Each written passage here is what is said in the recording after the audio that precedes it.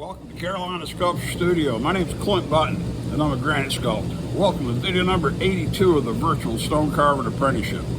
Okay, still doing stuff on this scotia. Like I said, if I think of something I hadn't told you or showed you, I'm going to stop and show you. So that's what we're fixing to do right here. Two things. We did have questions about why I skip over. It's just a way to speed things up.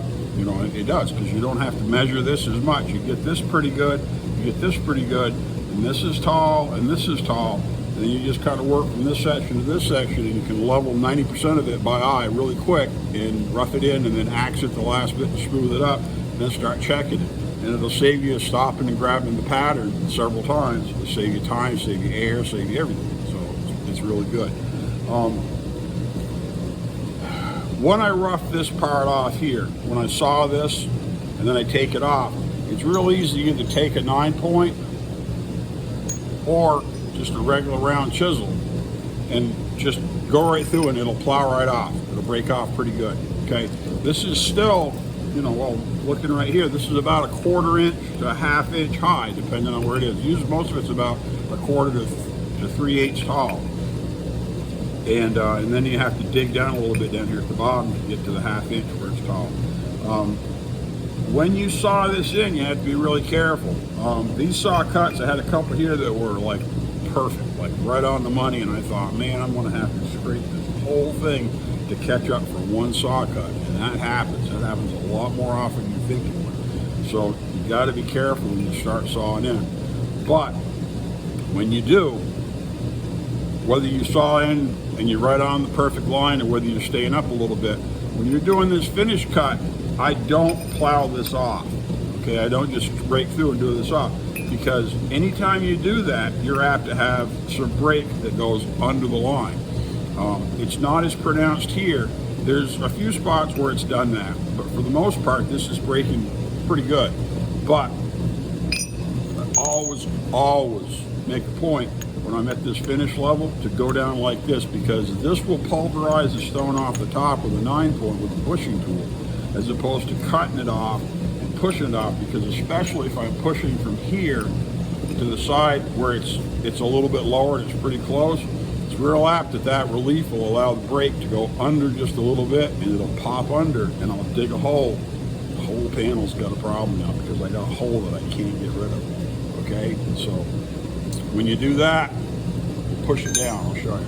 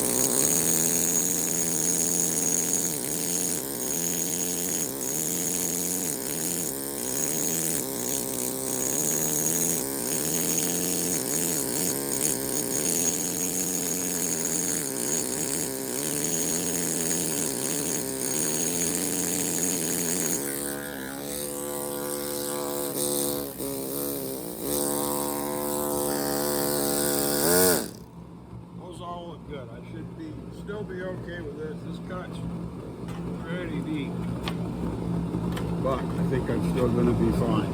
That cut right there, you have to be careful, because if you break under it, you're going to wish you had. The other thing, I've talked a little bit about cutting edges back with the square on a block video. Something I hadn't really got into yet, because we haven't done a lot of edges on carvings. This edge constitutes that same kind of edge. This is the same kind of edge you've got to be able to produce when you're doing a bas relief with a niche, and you got to cut an edge for the scotia to drop down in, and that's what this is analogous to. And I'm going to see if I can show you better with this big chisel than with the small round chisel. It's very dangerous to just cut your edge by placing your chisel here and just cut, especially at the beginning, because if you don't have a substantial bulk of stone on one side versus a very minor amount of stone on the other side. If you put this in and there's, you know, say there's an inch of stone in here that you're trying to cut down in, you can mark it with this, stay inside that line, and then, you know, stay this side of it and then break to it, because you got to have somewhere for the stress to go, or the stress could break either direction, and you want to avoid that. You want to stay in control. You can do it with a straight chisel. I'll usually do it, if I do it with a straight chisel, I'll put it on a bias until I get right to the end and I want to trim it up. I'll usually cut with it at a diagonal like this along this edge. I'm more prone to do it with a round chisel, whether it's a regular 5/8 or whether it's a wider scraper like this one. Now, you got to be careful depending on what scrapers you buy. Bernie used to make ours up in Vermont, and he'd make hard scrapers, and the carbides is a different formula, because carbide is just powdered material that they mix up literally in a great big mixer like you use in the kitchen, a big commercial mixer. At least the people that I use do. They've got a whole bunch of big mixers, and they mix it all up by a recipe, stir it all up till it's homogeneous and well mixed, and then they'll press it into blocks and machine it to whatever dimensions I want, whatever specification I want. If I want it with, like for 9 points, you can get it with you can get pieces that are a third of this width, each with teeth on them, so you don't have to initiate this 9 point. You can do whatever you want, whatever they're willing to make for you. But after they form all that, you can still tap it and it'll break apart. Then they put it in a big kiln and furnace it and cook it basically until it's a chunk of a blank of carbide. It's all finished. And so there's different formulas of carbide. Bernie used to make some hard scrapers, and depending on where you buy chisels, they may have chisels that are marked as hard scrapers or whatever. And if you try to carve with those, they chip and blow out a lot. And it's a lot like using regular carbide on a India black, jet black stone from India that's harder. You have to dress it off, brick it so you don't chip the edge.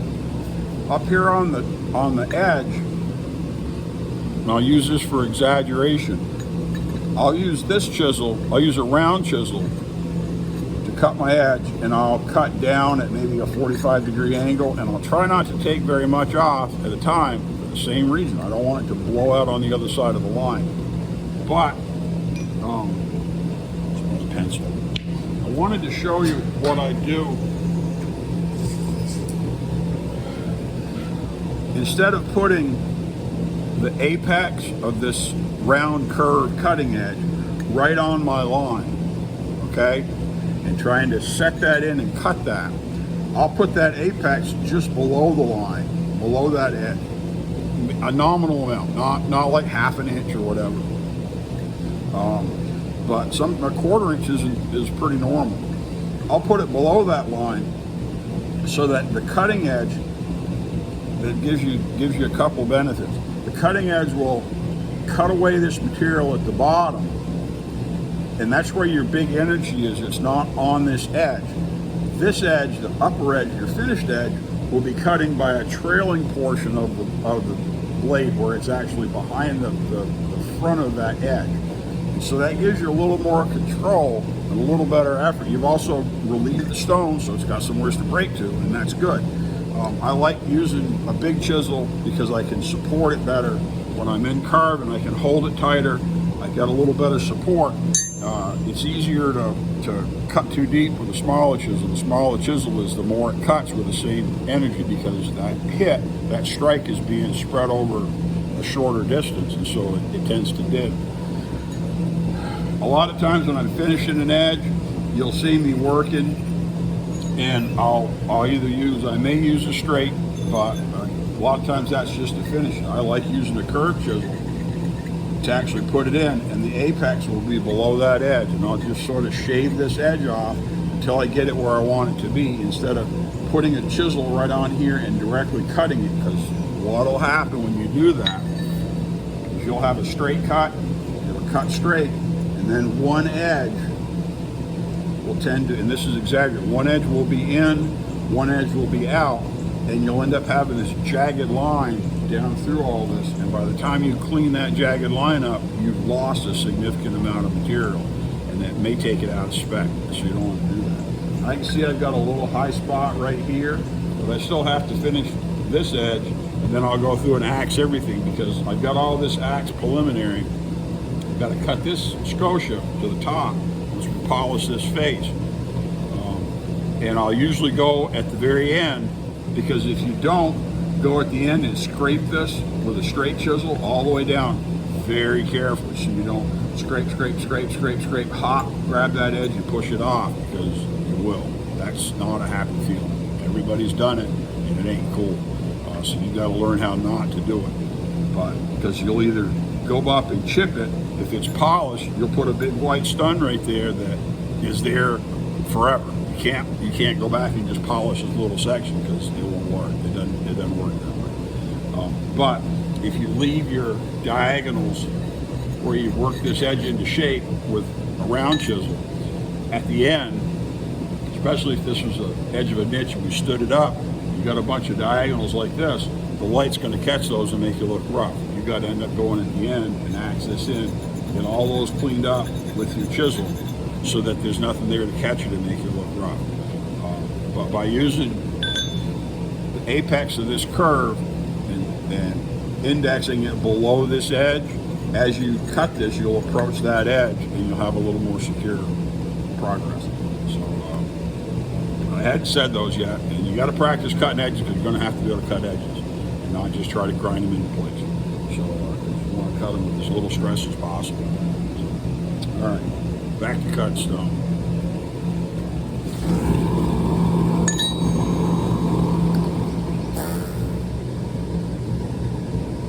I'm going to show you this right here a little bit closer. Okay. Let me see if I can pull this up and show you a little bit better.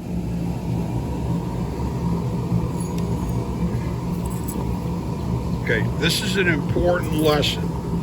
Every single thing you cut for a panel is going to have a low spot that dictates the rest of the panel, okay?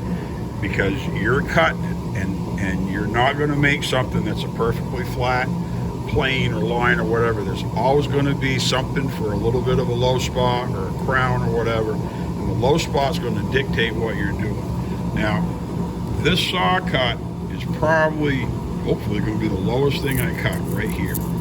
Okay, I'm going to mark that so I can hang this back up. Now right now, that looks kind of scary, because if you put your pattern on, see it's below, but the pattern's still that much tall up at the top. So that's probably going to be right on the money, and it's not going to be a problem, even if it's the lowest saw cut I make on this side. Remember, we left this a little bit tall, and this is still tall. So I'm going to work this and smooth this up and work this up as my check with the pattern to make this right. And this should scrape up and axe up and disappear and not be a hollow or a low spot. But you're always going to have something for a cut that's a low spot. Now the same thing goes up here. This edge is pretty close. Okay, but right, had a couple of them, right here,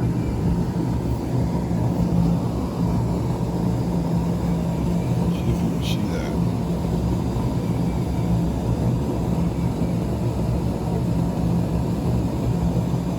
Right there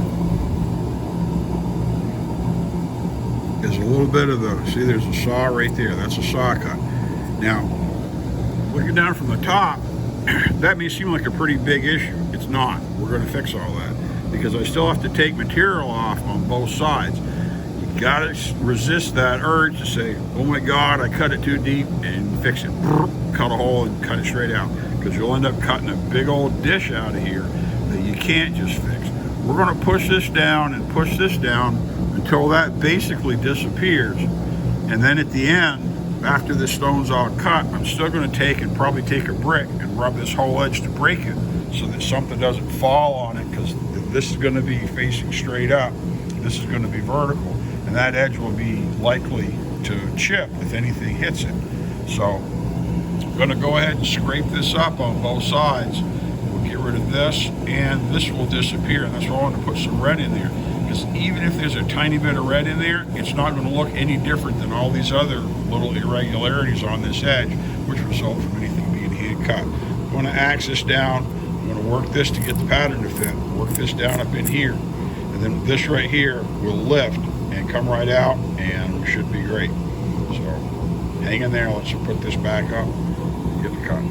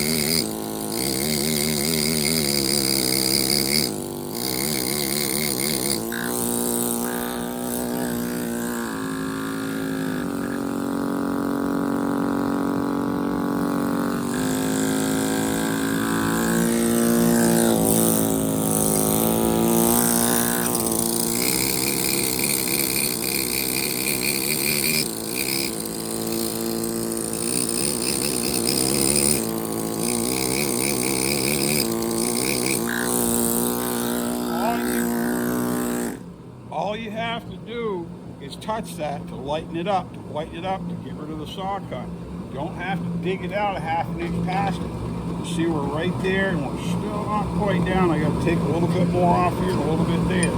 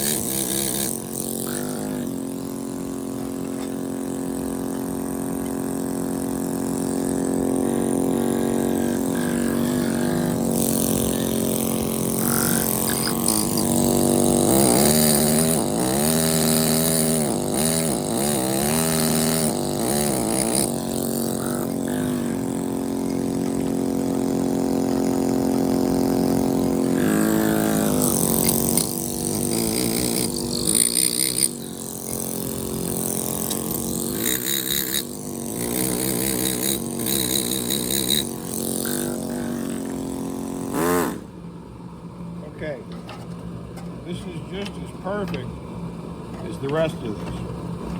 All right, still got to scrape it just a little bit right here. I don't want to do that when I blend it. You got to be careful about putting lines in that are up or down on each edge of this by scraping. So when we scrape this, pull this off and see if you can see this one tiny little bit of red.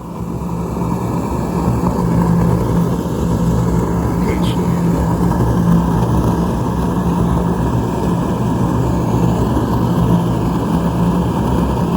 see, it's right there.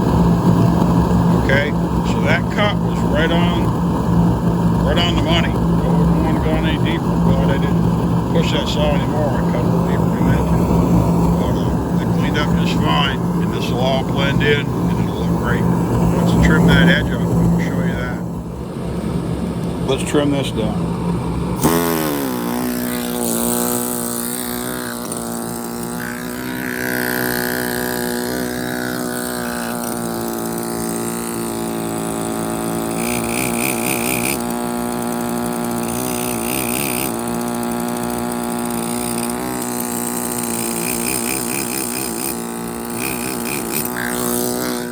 Don't start in the hole.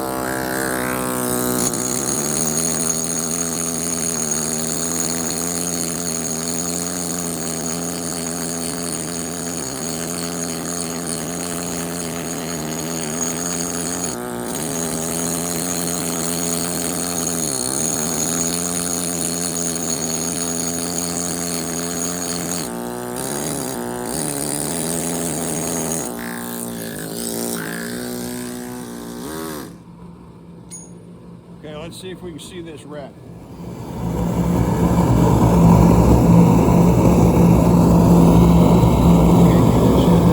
Bleeding speck. Right there.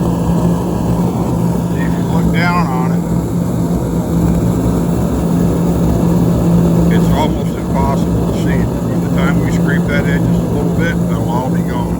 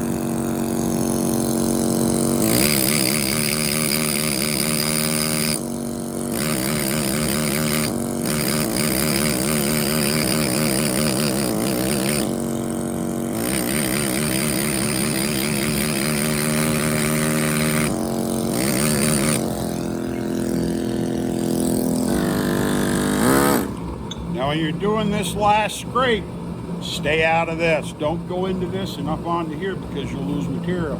Lower everything around it down to your reference. Because this is still high and this is still high.